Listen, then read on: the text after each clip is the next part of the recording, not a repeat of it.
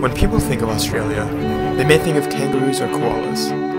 They may think of the Sydney Opera House, the Great Ocean Road, or perhaps even Uluru. And though I was able to experience all those things, they weren't necessarily what defined my experience in Northeastern University's NUin Australia program. What did were the people I met, whether they were from Australia, Europe, or even an hour away from my own home, and the experiences I made with them. But let's back up. This is me, a fresh high school graduate and survivor of the college application process.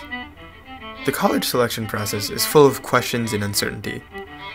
I applied to 10 schools, and though I had no idea which one was right for me, clinging to a few certainties gave me a small yet important satisfaction and a sense of control. I knew that wherever I went, I would be somewhere here. I knew that wherever I went, I would be with thousands of other freshmen who were in my exact same position. And I knew that in general, my college experience would be a traditional American college experience. Opening this file shattered these ideas and the comfort they brought me. It gave me the certainty of knowing where my life was headed for the next 4 years, yet shattered the stand for which I had previously built that knowledge to sit. I wouldn't be in this circle, but instead 10,276 miles away, or perhaps easier to understand, a 4-hour plane ride from the exact opposite of the world from my house. My arena full of entering freshmen was now only a small section of bleachers, and I wouldn't have the traditional college experience.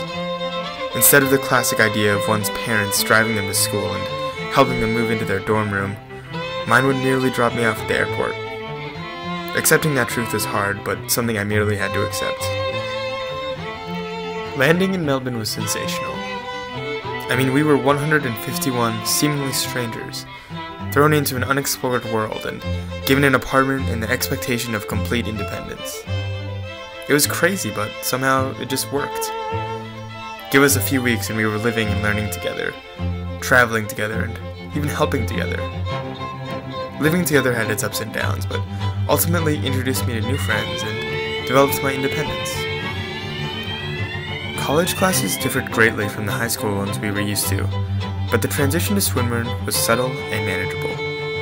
Through NUin's excursion programs, we learned how to surf at Bells Beach, visited the beautiful coast of southern Australia, traveled to Sydney, and witnessed Australian wildlife. Additionally, during spring break, I ventured with 2 friends to the Australian outback to hike, see the world's largest rock, try to capture a picture of the Milky Way, and more. On several occasions, Northeastern students got together and helped multiple organizations such as Parkinson's Walk for Victoria and Bupa bike around the bay.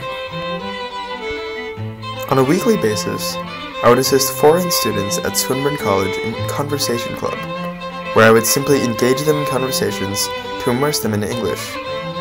Through this program, I got to help them with English while potentially learning about different cultures, as well as meeting new friends. Despite classes, my time in Australia proved to be the most entertaining in my life. Every day I seem to be doing something interesting and new. I really will be lucky if there's ever a point in my life as thrilling and adventurous as my time in Melbourne was. Looking back to the day we left, I don't think I really knew what was ahead of me. Traveling away from my family, friends, and everything I knew for such a long period was such a foreign concept to me. I simply couldn't comprehend it. The day we traveled, we wore shirts plastered with the phrase, "break out of the ordinary," and although it was initially cliché and corny, it really does capture the volume of what we were doing. While seeing the conventional sights of Australia was fun, in the end it was the people I met and the moments I had with them that I will remember, and that simply wouldn't be possible without the NUin program.